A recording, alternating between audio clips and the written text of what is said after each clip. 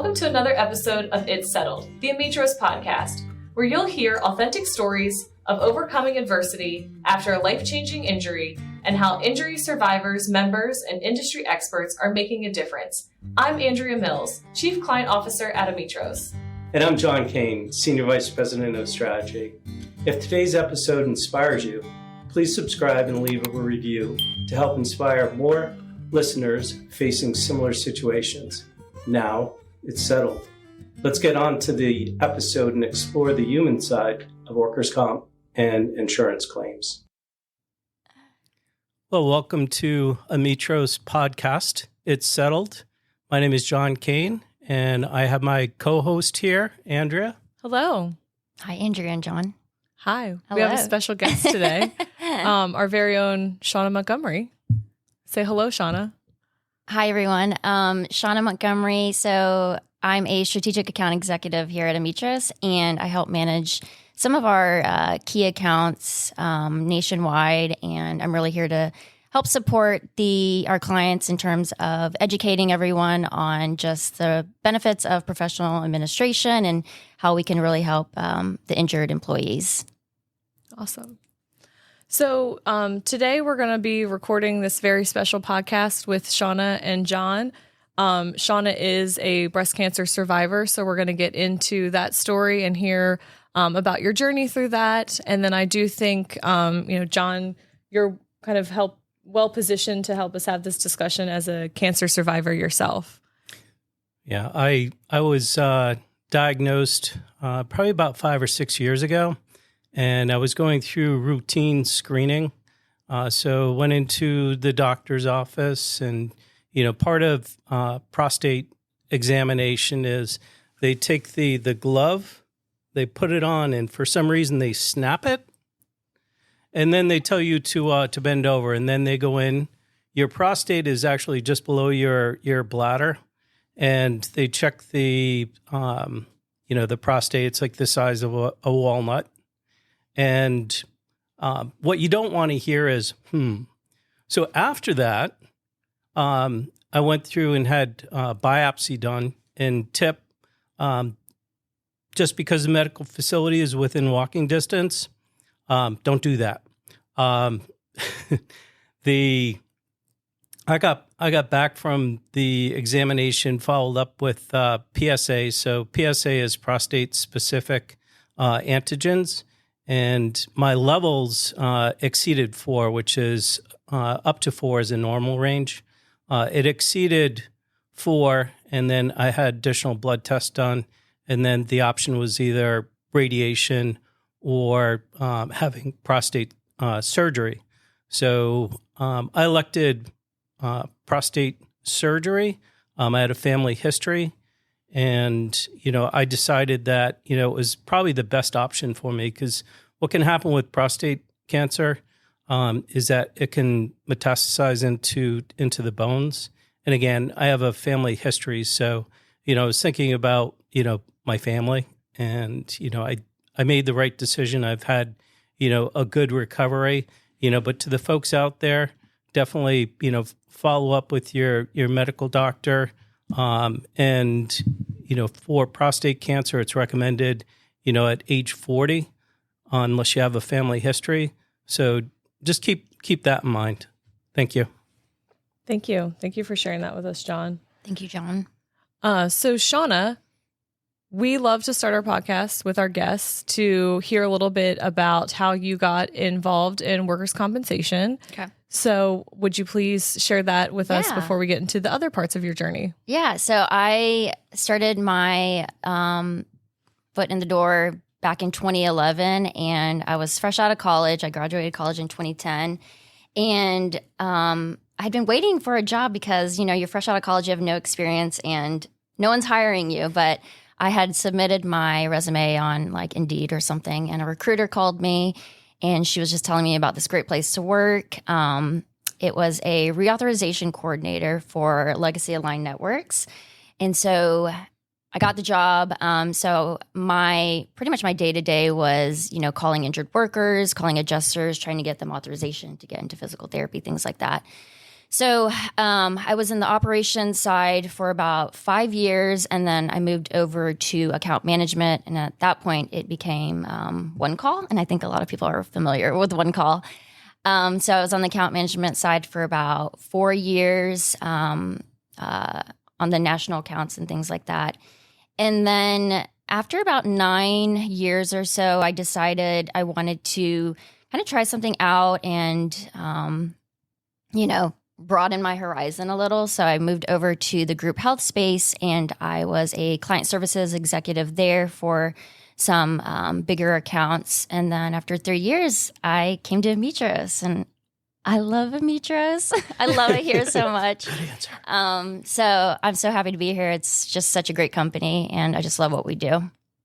Awesome. Thanks so much for sharing that. Yeah. So I think it was when you were at your last company, you got a very scary diagnosis. Yes. So can you walk us through kind of how it came to be, how you got a diagnosis, what were the signs and signals that led you to the doctor's office and things like that? And, Yeah.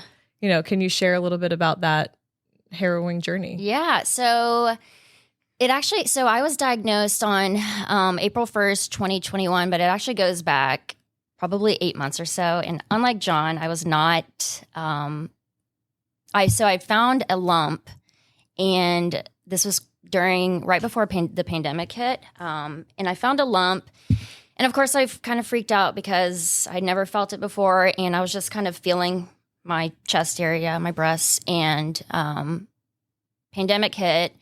And I kind of that just wasn't the top of my priority, was going to the doctor's office. I think we were all scared at that point. And so I waited a little bit, and then, but I was monitoring that lump, and I don't know if I was playing tricks with my mind, but I would feel it get smaller and I would feel it get bigger. So when I would Google it, it would just say stuff like, oh, this is just part of being a woman, your monthly menstrual cycle, things like that. So it wasn't until probably like 9 months later, another lump appeared, but this came with other symptoms. So it had nipple discharge. I had, I forgot what it's called, but it was not the same. So that was the one that really got me concerned.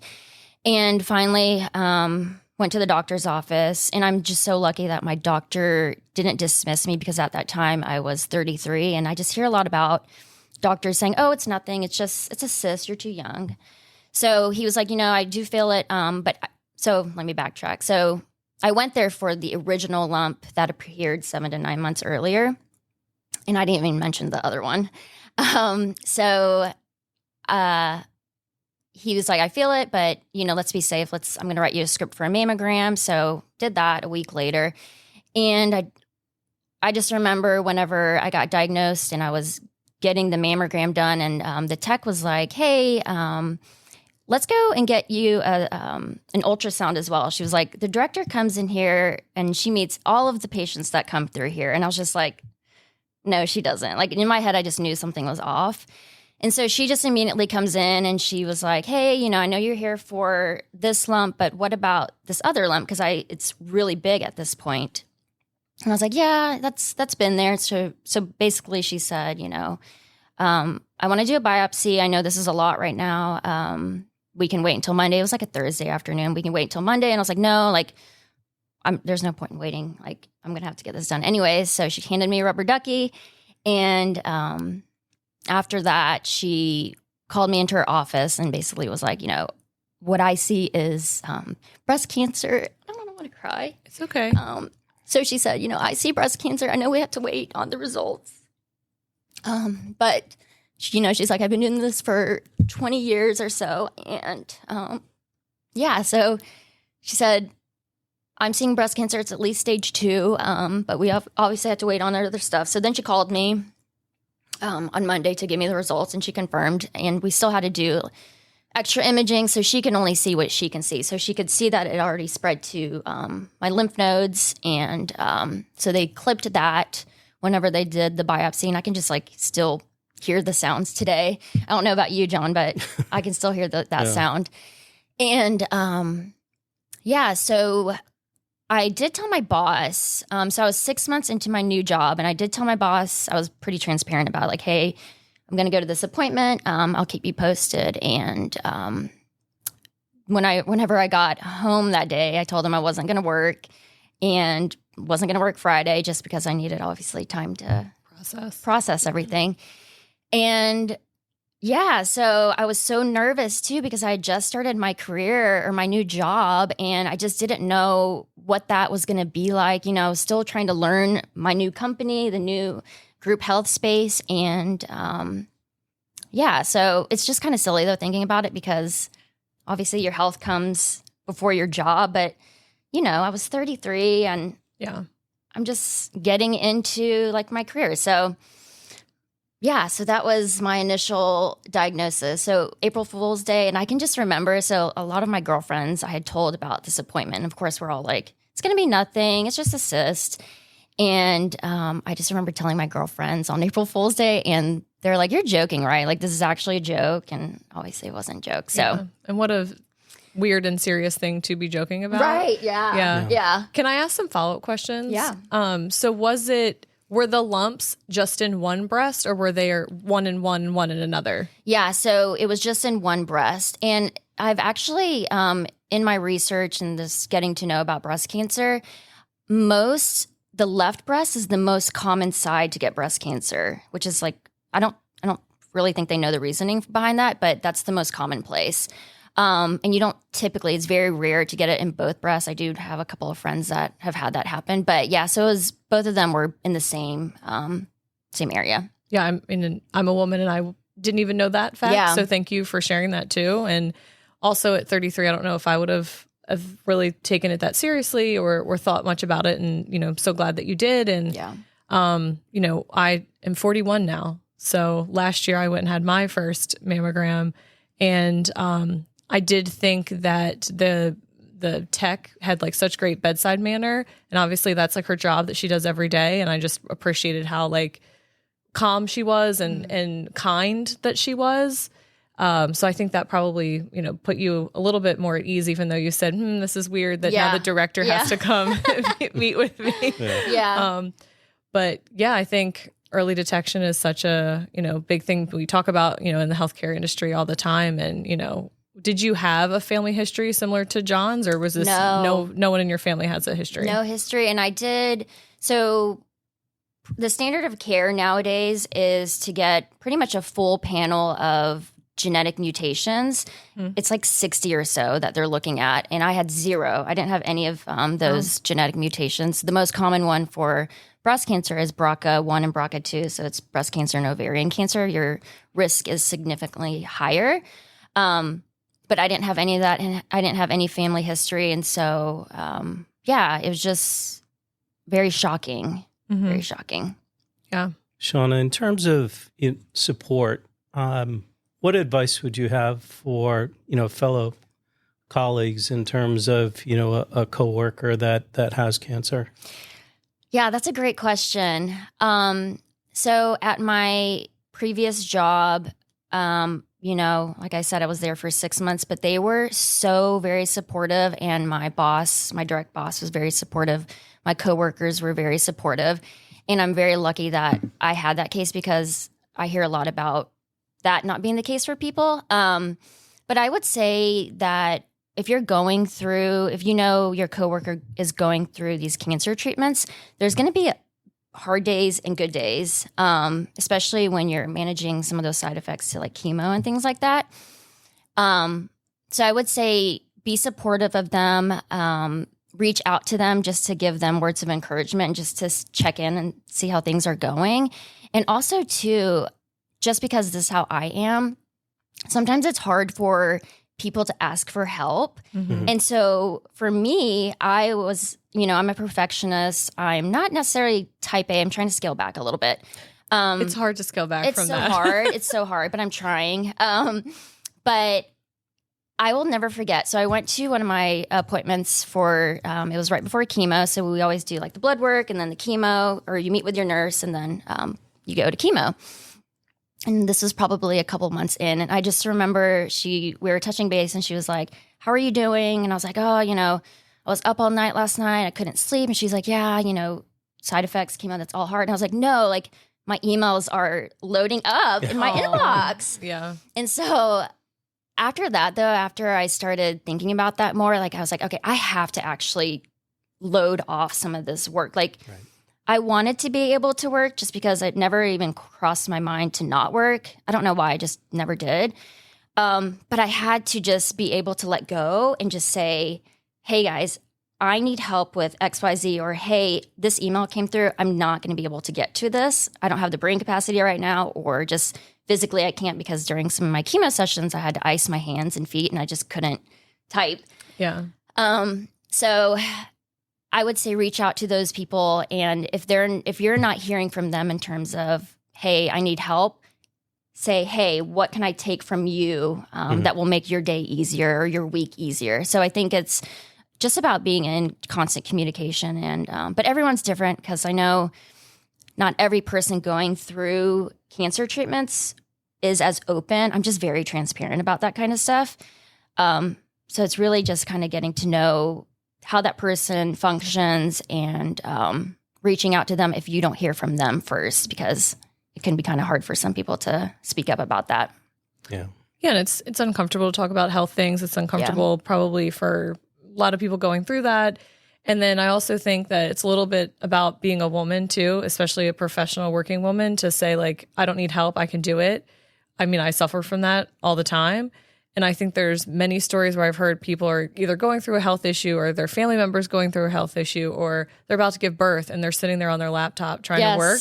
And we should probably normalize it's okay to say, I need help and I'm not going to get to that because I'm actually on a medical, like I'm on a medical leave, or I need to take a medical leave, or I need to go help my parent who's suffering from something and or my kid or something. And we're just not, I don't think as a culture we're really good about that. And that's so funny you say that, because I envisioned myself bringing my laptop to chemo days, which I would go for so I went for 20 weeks for chemo, and my first 4 infusions were what they call the Red Devil, and it's like one of the most toxic chemo drugs out there, and it's for like multiple different types of cancers. And I did that every 2 weeks, and then I did another chemo once a week. So it was pretty much like an all-day process, and I envisioned in my head bringing my laptop to chemo days. And I brought it one time, and then it never saw the cancer center again, because I was like, there's no way I can do this, because I'm getting pumped full of IV Benadryl, which makes you drowsy and fall asleep. I'm icing my hands. Like it just, I finally gave up, and I was like, I can't do this. I have to focus on just my treatment that I'm doing today. Yeah. So from chemo, so you did chemo, and then did you have to do mastectomy or any of those things? Yeah. So I did. I did 20 weeks of chemo, and then I also did a trial drug with immunotherapy. I did 3 infusions of that. So I would go for that every 3 weeks. A complication happened with that, and so I stopped after 3. I was supposed to get around like 8 or so. I was hospitalized for pneumonia. That's a whole thing. I developed a rare side effect. And so I did that. And then throughout that process, you get some scans too. So because of the way the size of my tumors, and then the fact that I had already gone to my lymph nodes, the standard of care for my case was to do chemo first, because they want to see that it's going to work and shrink it, and maybe I could possibly get a lumpectomy versus a mastectomy. So we did chemo first, and then I got my scan after 20 weeks. And, throughout the process, they did see that things were shrinking, but they don't know like if it's actually still cancer or not. But at the end of that 20 weeks, I think my oncologist, she didn't want to say, hey, that's not cancer anymore. But she did say, she just kind of kept it at, I see something, but we don't know what it is. So I still had that daunting decision of, that is like one of the hardest things too, is deciding what you're going to do in terms of surgery. So at that point, I was a candidate of a lumpectomy, which is they just cut out the part of your breast where those tumors or tumor was. And but prior to that, I was only a candidate for a mastectomy just because of the size and things like that. So I was left with that decision, and just the whole 20 weeks deciding, I kept going back and forth. Like, am I going to do a mastectomy? Am I going to do a double mastectomy? What am I going to do here? Ultimately, I decided to do a double mastectomy. I decided that I didn't want to regret anything if I chose a different option and thought I didn't try everything. Everyone's different. So it's such a personal decision. And so I did decide to do a double mastectomy. And so I went into my surgery, and they clipped me the day prior for where the tumor was. And then they also had the clip already in my lymph node where that one was clipped when I had my biopsy. And so they tested that. Can you say more about that? I don't really know what clipping. Oh, I'm sorry. It's okay. I'm not familiar. I know. Yeah. So what is clipping like? So it doesn't spread to your lymph node. Like what is? I don't understand what that is. Okay. So I'll tell you about and John, you probably know about this too. So for breast cancer, the first place that cancer typically spreads is the lymph nodes. Mm-hmm. So you have lymph nodes all over your body. It's your lymphatic system. It helps. Basically, it's almost like a filtering thing for your body. Like gets rid of like toxic things in your body. And so they saw that there was a few that were swollen. So you will sometimes, if you're sick, you'll feel like the lymph nodes in your neck. Yep. So that's typically the first place that'll spread. And that's how it also spreads to other parts in your body. So it'll go to different areas. That's the first place is your lymph nodes. So they clip it when you get your biopsy. For when you go into surgery, the surgeon knows which lymph node to check that was tested positive for cancer versus taking out multiple lymph nodes because that's where the pathway could have gone. Okay, yes. Got it. And they want to be very precise with that because back in the day with when they pulled lymph nodes from breast cancer survivors, they would pull almost all of your lymph nodes, and that led to women having side effects of lymphedema, and that can just be swelling of your arm because you don't have those lymph nodes anymore, and it just creates fluid. It doesn't have anywhere to go. So they're more precise about that now. And so that's pretty much what they do, and they put a dye in the day before. It's just easier because it's such small little pathways in your armpit. And so they clipped they took the breast tissue, and then they tested one of my lymph nodes that tested negative for cancer, and they do it on the spot. And then to be safe, though, they pulled 4 more just to make sure because it can go into other pathways too. And those were all tested negative. So they stopped there because, again, they don't want to they want to lower your risk of having lymphedema. Now, obviously, if there are women who still have cancer detective in those 5 lymph nodes that they tested, they're going to keep going. They're going to keep pulling those lymph nodes until it's negative because ultimately they want surgery to clear whatever chemo it didn't clear. So they tested that and it was negative for cancer. And I just remember waking up from surgery and I remember waking up and I was like, oh, I'm ready to go. Let's go. And they're like, oh, you're already done. And so I have all the texts from my husband. They should not do this to you, but they gave me my phone right after. And I'm texting. My texts make no sense at all. And I'm just like, hey, do you want to come down here and help me with these drains? But it made no sense at all. And my husband's like, yeah, I'll be there. I'm already there. Like, we're there. So I still had to wait for the pathology results to come back, but I was so excited because my surgeon, she came and told me, we didn't see any more cancer remaining. So at this point, we deemed you not having cancer anymore, no evidence of disease, and it's actually very rare. So I had hormone positive breast cancer. And it's actually very rare to have what they call a complete pathological response. So you do chemo first and then you do surgery. It's like 20 or 30%. So I really think the immunotherapy honestly helped me get to that point. But yeah, so, and then I was so excited about that. And then came the appointment to talk about radiation. And I was like, but I don't have cancer anymore. Like, I don't want to do this. And I learned that my oncologist explained to me that radiation is just to go in and clean up anything that surgery can't see. Mm-hmm. And so that's what I did. I told my husband, I was like, after like 5 sessions, if I don't like this anymore, I'm stopping. I did the whole 25, but I had to go Monday through Friday. And then I had my reconstruction surgery about 9 months later, and they wait about 9 months, different plastic surgeons, because your skin can change after radiation. And so they want to make sure your skin has healed enough to be able to have the best outcomes for your reconstruction. From like elasticity standpoint and things like that. Yeah, and I had a ton of scar tissue, and that was just from radiation. Yeah. So yeah. I have a friend growing up that just had thyroid cancer last year, and she opted not to do radiation for various reasons that she made on her own decision.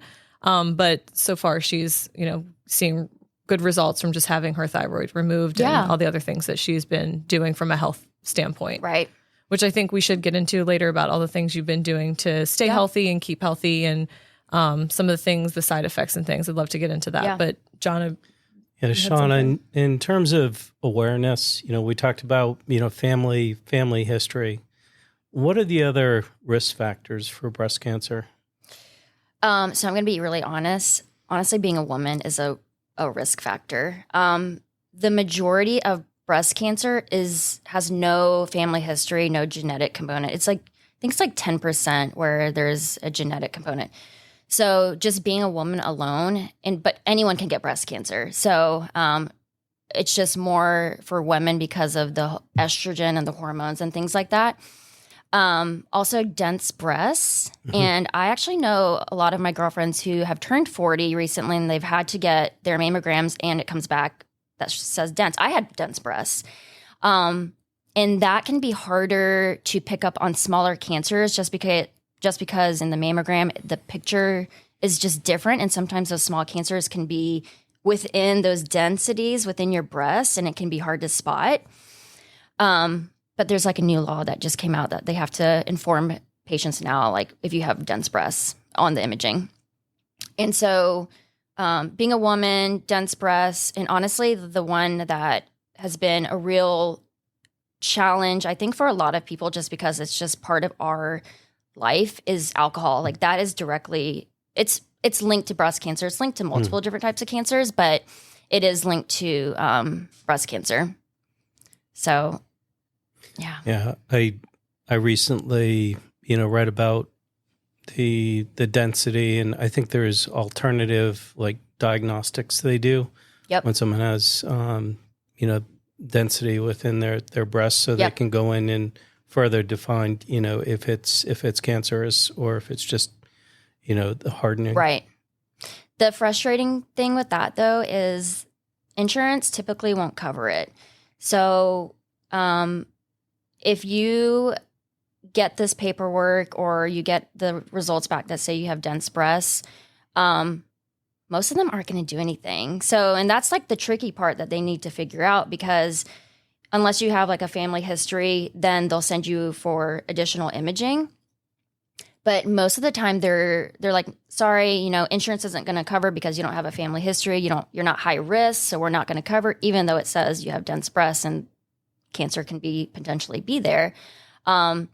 Insurance isn't covering the extra testing that could be done with someone with dense tissue. Correct. Okay. And some places, a lot of states, you can pay out of pocket, but some people can't afford to pay out of pocket. 100%. So it's frustrating. Even if it's just $200 or $300, some people can't afford that. So that's the part that's really kind of frustrating right now, because trying to figure out, okay, well, when will we step in? When will insurance step in and help these women that do have dense breasts? Because what are you going to do with this information? Yeah. So I think that's the part they have to figure out next. Not everyone's, familiar with insurance and the coverage, and, trying to advocate for yourself. And, this is something that, I have dense breasts. I'm concerned about, being breast cancer, and making a case for yourself, so the insurance company, picks that up. Yep. So. Exactly. And one thing I thought was interesting when I went to go get my mammogram 9 months after I was supposed to go get one, we'll say, my referral like I guess I didn't need a referral, but the paperwork that said go get a mammogram, the script had expired. But when I showed up and they saw that the script had expired, even though it did say like good for a year, but for some reason they were saying it was expired, they were like, well, you can self-refer yourself at 40 to go get a mammogram regardless. And I was like, well, that's good. Yeah. And that made me feel great for people who may not have, a primary care physician, or maybe they moved and then they didn't establish a primary care physician. But I loved it. Like, you could just go get one without any questions. I mean, obviously there'll be a question about where that bill goes, but there was no questions. I have insurance. I showed up, I didn't have to have a referral, could go get one. I was just like, that's great. And I hope that's for, that's for the masses, but obviously that's in Florida and I don't know if that's everywhere. Right. In terms of, has there been any changes in your lifestyle since your diagnosis? Yeah.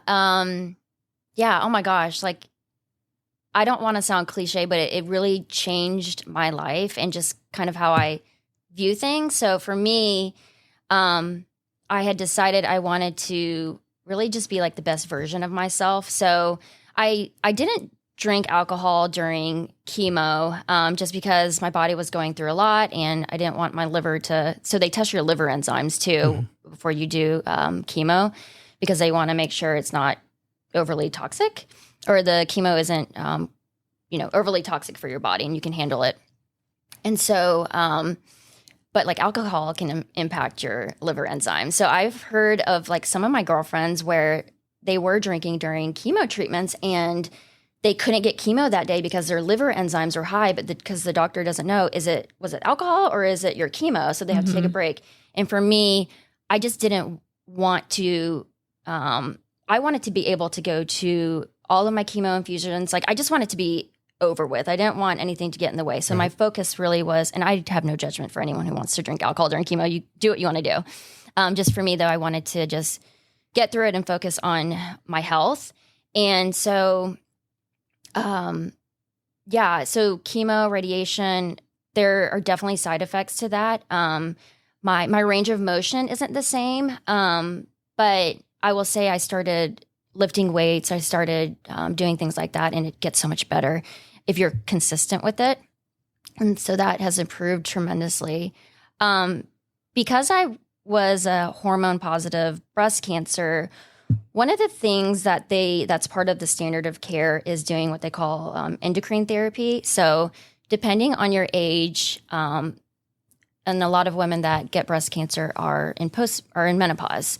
I was perimenopause, and so I was not in menopause yet. For anyone listening that doesn't know, I also read, just disclaimer here. I was texting with my sister this morning and she corrected me. But you can be in perimenopause for almost like 10 years because your body produced eggs for so long. So it takes a long time for the engine to stop producing eggs. So it takes about 10 years. And I was texting with my sister and we were talking about brain fog this morning. Yeah. And I said something like, well, it's because you're in menopause. And she wrote back and she goes, no, I'm in peri. And I was like, yes, I'm sorry. Yes, we're both in peri. Yeah. I can start about 10 years prior to full-blown menopause. And so because of my staging, my oncologist wanted to be super aggressive. And so essentially she wanted to decrease and eliminate the estrogen in my body. So the way that we had to do that was through monthly shots. So to shut down my ovaries to produce estrogen. And then there's other parts in your body that produce estrogen. So I had to take a pill for that every day. And medicine alone just has its own side effects, but the side effects of menopause, oh my gosh, no one talks about, okay? And for me, so I turned 34 when I was going through treatment. So at 34 at the time, instead of the slow decrease in estrogen, all of a sudden in a month, I'm done. Like, I am in menopause. And so the side effects were just so much worse. Like, people talk about hot flashes and things like that, but honestly, it's the brain fog, it's the bones. And that was a huge deal to me because of my age, I had more of a risk of getting osteoporosis because I didn't have the estrogen anymore, which estrogen protects your heart, your brain, your bones. And that was so hard for me to grasp because estrogen isn't bad for you, but we're trying to decrease it. So then there's side effects to that, like heart issues and things like that. So it's kind of like you have to figure out what's best for you. But I had a bone density scan a few months after I finished treatment and a few months into my medicine that I was on. So chemo actually put me in menopause first, and then I went straight into those drugs. And then it showed my bones were normal. And I was like, okay, great. So I'll just continue what I was doing. And at that point, I had already picked up exercise. That was just part of like my routine, but I wasn't doing like lifting or anything like that. I was doing a lot of like cycling. And I did my bone density scan. And this is going to be that the bone density DEXA scan, that is, as you get older, as women get older, we do get those scans. So it can be regardless of breast cancer. We start to get those tests when we get older because they want to look for osteoporosis. So when I went a year later, it did show I had what they call osteopenia, which is right before osteoporosis. So kind of showing signs that my bone density was decreasing, which was typical for the medicine that I was on and that I was in menopause. And so my doctor wanted to prescribe me more drugs for that. And I wanted to do my research. I kind of already knew my research, but I did more research on the specific drugs. And there's just side effects to that they're rare side effects, but there's side effects. There's side effects to a lot of drugs. And so I said, no, I'm going to prescribe myself my own medicine. And so I decided to start lifting weights. So I found a personal trainer. Hi, Savannah, if you're listening. She's amazing. She's in Jacksonville. So I found her a week later, and she's like an all women's like boutique little facility like within her house. And I started weightlifting with her, and I fell in love with it. It's so fun. She actually made me so confident that when I go to the gym now, I can just go to like the squat rack or go to the free weights and just start lifting by myself. Because I think for a lot of people in general, I think that's intimidating. Like if you go into the gym and you just don't have a background on that, you don't know where to start. So I started lifting weights. I did that for, and I still lift weights, but I started within a week of getting my osteopenia diagnosis. And I had my DEXA scan earlier this year, and it actually showed that on my right side, I was stable. And on my left side, I might have it opposite. But on my left side, like my back and my hip, it actually showed I increased my bone density. I was still in the osteopenia range, but it showed I had increased my bone density. And my doctor, she basically just said, continue what you're doing. She didn't prescribe or like offer to any other drugs. And yeah, so I still continue to lift weights, and it's so fun. It's amazing. Yeah, I remember you sharing that with me a couple months ago when you got that prognosis back from her that it had increased, so because happy. We talk about lifting weights a lot just in general, because I do think people think, oh, I just need to do cardio, I need to lose pounds, but incorporating weightlifting, especially in women who are, getting a little bit older. Yes. I see my trainer, her name's Sharon, shout out Sharon in Tampa, since we're shouting out our trainers. And Sharon, works with, it's so funny. We work out on Sunday mornings a lot, and I'm the youngest person there at 41. Everyone else is in their 70s or 80s, but I love working out with them because I'm so impressed with the fact that people that age are like, I'm gonna keep lifting weights, I'm gonna keep coming, and it just improves their overall health too, and it makes me giggle. So I like going to hang out with them. Yeah, I don't think they talk about that enough. I think people are starting to talk about it more, but women should be lifting weights. We are losing estrogen as we get older, and that impacts your bones. So just think about those women who are in your class, like they're able to go home and do things on their own and like lift their groceries. Like, I want to be like that when I get 70. I don't want, you know what I mean? So they need to talk about that more. But yeah, lifting weights is just so important. You're not going to get bulky. Like if you're going to get bulky, you're doing a lot of other things too. So yeah. And I like on purpose don't go to the gym with my husband because I do not. I am intimidated. Yeah. I'm so glad you're not. But I do not want to put weights on and off of a thing. I don't want to worry about it. And then he'll be like, I'll do it for you. And I'm like, no, I'll go to Sharon. Sharon does it for me. Yeah, exactly. I don't need to do that. Yeah. One of the things that I've considered is going to yoga as you age. Yes. I mean, everyone shared their age, so I guess I'll share mine. 63. Definitely going to yoga, because as you age, you lose your flexibility, and with yoga, you at least can retain it. So something I'm going to consider in the very near future. I love that. Yeah, we got to stay active. Yes, Totally. Stay active. Yeah. We should do squats when we're done here. We should. go to the Push-ups, gym. John, do you mind just sharing a little bit about, you started with kind of your journey, but just kind of wrap that up with a bow. What it was your treatment like, and did you work through that as well? I did. And, with the treatment, I was diagnosed, and first I'm like, well, that's, maybe it's the wrong diagnosis, maybe. And then, I accepted it, and then, looked at the alternatives, did the research that you did, looked at my family history, and, I had a decision whether or not to go through either radiation or have surgery. And I knew if I was having surgery, the chances are that, it wouldn't metastasize. So, I think I made an informed decision. I had, good family support around that. I did have one scare with a positive negative. Day before, I just made an offer on a house that was accepted. And I just remember being like terrified at that point.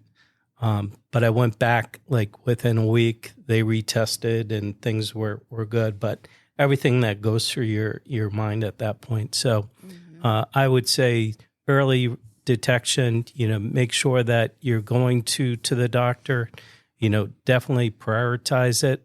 In terms of work, do not try and get on your laptop like the day of surgery or the day after surgery and do any work. So take the time, process, and get better. Yeah.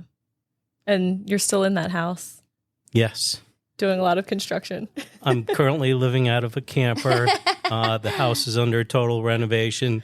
A little bit of stress, but we're working through it. It's going to be beautiful. I cannot wait to see it when it's done. You guys will get an invite. Awesome. I want a full tour. Yeah. And I want to tour that basement too, because I feel like there was some cool work happening there and then popping out the window. So I've heard all about this renovation. I feel very invested in your renovation. Shannah, wanted to also thank you for sharing that. I want to acknowledge that. Thank you, And John. thank you, Shannah. And Shannah, thank you for sharing your story. And tears are always welcome. I always welcome tears on my team. So, crying is real. We do cry at work. That's okay. We should normalize it. We should normalize it. Things happen. Work is stressful. Life is stressful.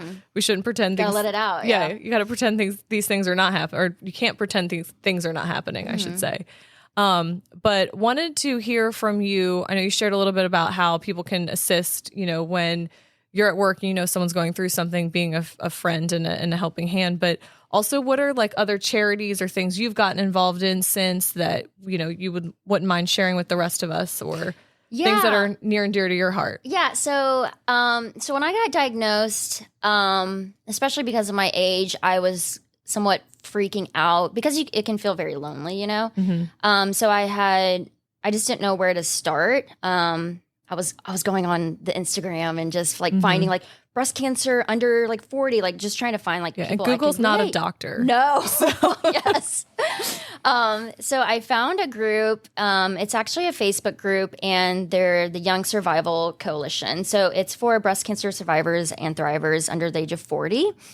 And it's specific to that group just because it's a very niche time period in your life where a lot of women are, and I mean, it's for anyone going through cancer at that age, under that age, but, going through treatments, and some of these women or men or whatever, they're trying to start families, they're in their career. So it's a very like specific age group. They call it the adolescent and young adult age group.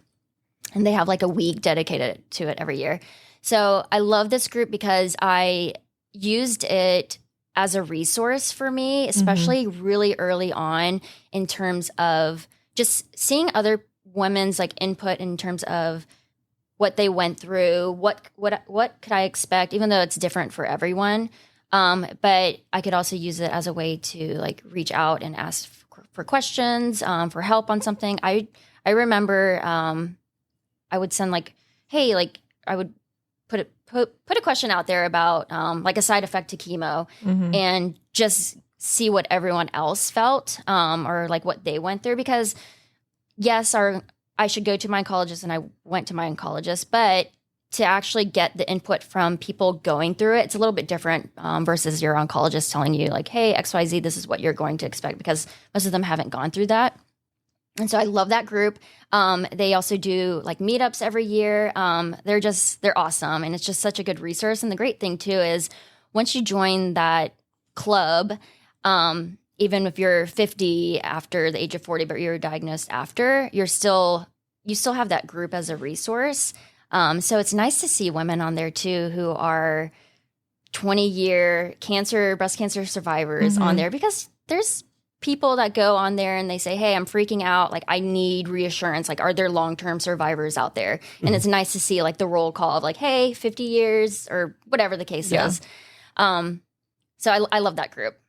And I also like Breast Cancer Research Foundation. They're amazing. So they are one of the biggest, largest nonprofits out there.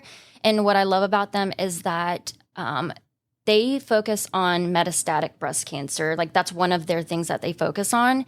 And metastatic breast cancer is very underfunded, and that's the only breast cancer type that kills people. And so with early stage breast cancer, like the stat, and I think they need to update it, but the stat currently is that for early stage breast cancer, stages 1 through 3, 30% of those will come back as metastatic breast cancer, meaning it's spread somewhere else in the body.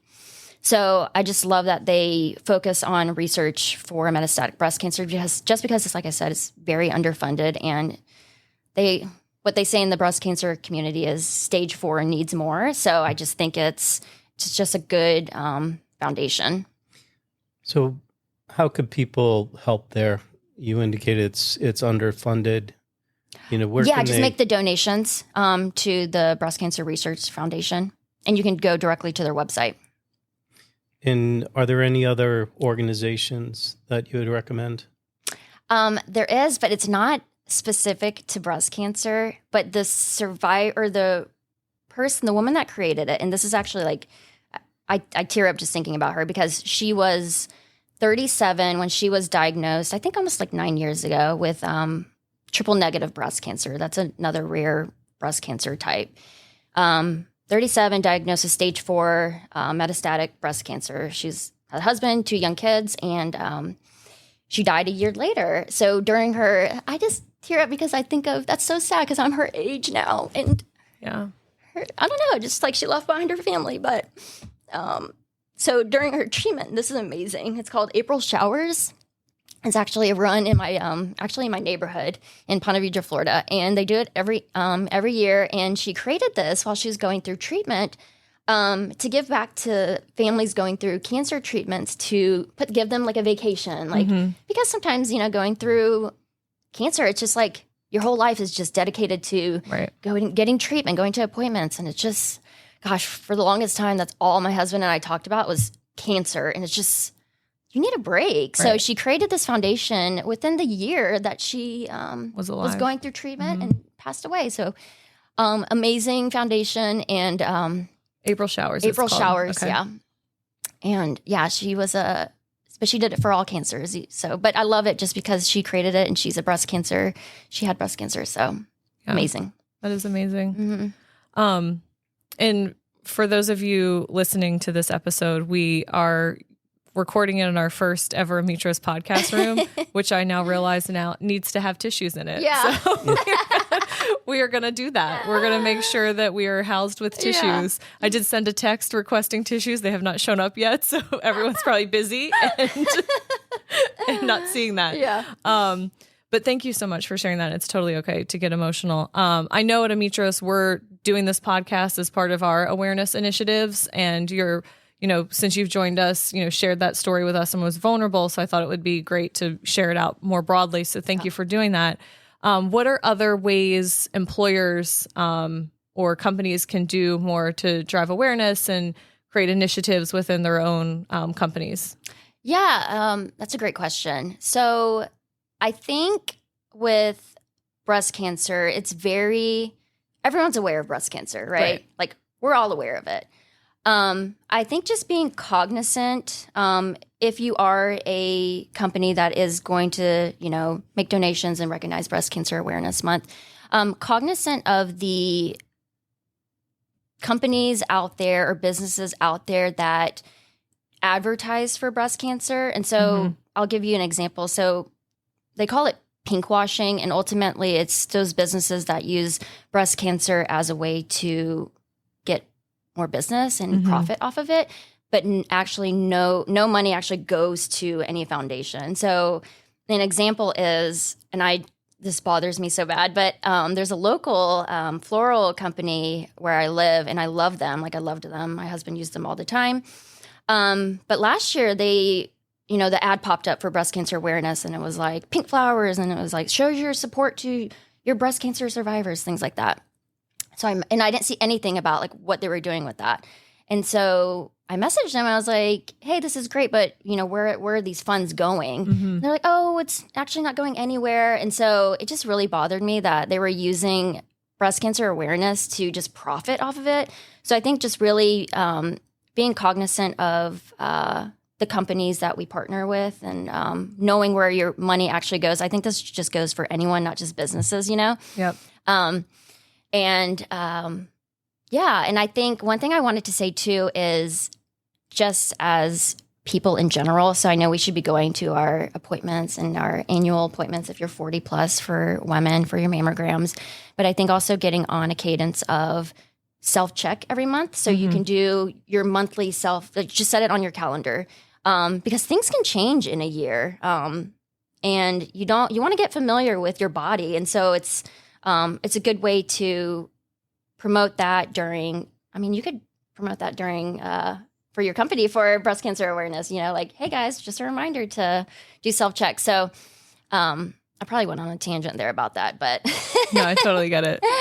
I like the fact that, you did check in with the florist, and you asked them, are there any contributions? And hopefully they took that messaging and thought about it. And it's like, we should be donating. I hope so, John, because I honestly feel like I got a ChatGPT response back, because it was very like, oh, we never considered that. We'll look, I don't know. It just seemed very, I hope it was genuine. I hope that they are going to consider it, because it's just not a good way to promote your business and not actually give back if you're going to promote that, Yeah, it's and not people marketing. do it all the time. Yeah, it's marketing. Yeah. It shouldn't be marketing, but they're using it for marketing. Right. Yeah, totally get it. Yeah. I haven't heard the term pink wash, but it seems like the florist. Very common in the breast cancer community. You'll once you start seeing it, you can't unsee it. It's very when October comes, everything's going to be pink, and so you're really making me question whether on Wednesdays we wear pink. No, I love pink. Pink is my favorite color, so please wear pink. I know, but we were also thinking about on Wednesdays we wear pink, which is a Mean Girls reference, but also Yes. I love it though. All right, we're still going to do that one then. Yes. I was going through my closet this morning. Oh, you're wearing pink. Like, this is the closest I could come to pink. I love it. Pink. It is you look pink. great. So, yeah, thank you. I love it. We all John- match too, by the way. Yes, and I went with business black, so I'm wearing all black. Not because of the topic, just because it's what I wear when I travel. Yeah. John, remind us, what is the age for screening for prostate cancer? So with prostate cancer, it used to be age 50, and I believe they've moved it back to age 40. And if you have, a family history, talk to your doctor, find out should screening, start earlier. Got it. And then Shannah, anything that you wish we would have asked you that we didn't ask you? I don't think so. Okay. I think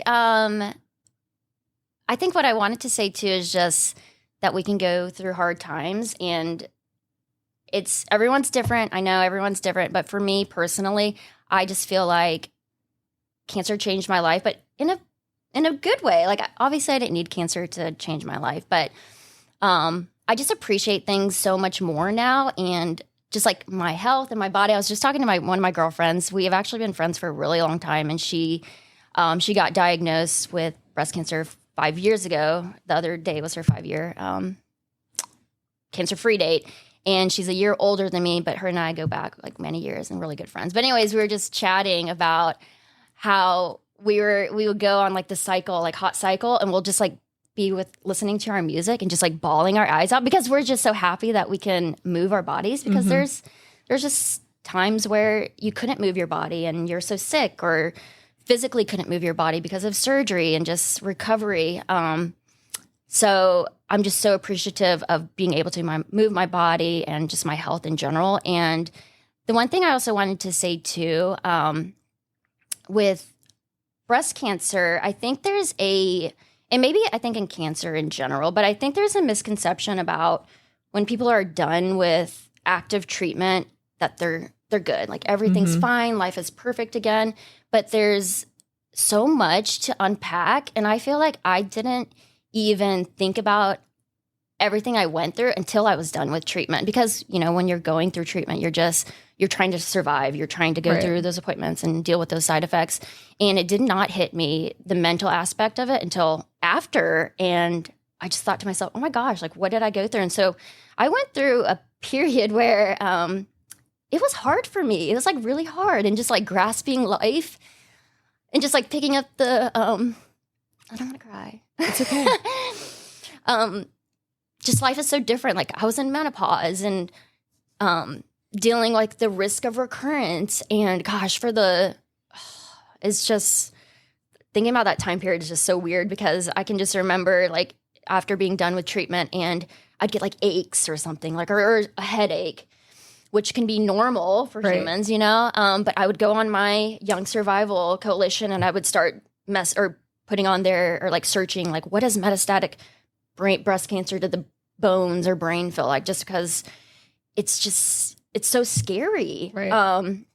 So dealing with all of that and the emotional aspect, and just so it never really ends. And some of these people have lifelong side effects. And so I would just say, check in on those people. I was so very fortunate that my friends, Ben, my family, like they're all supportive of me. So anytime I had days that were just my hard days, like I would get out my emotions, because we talked about it. It's very important to get out your emotions and cry.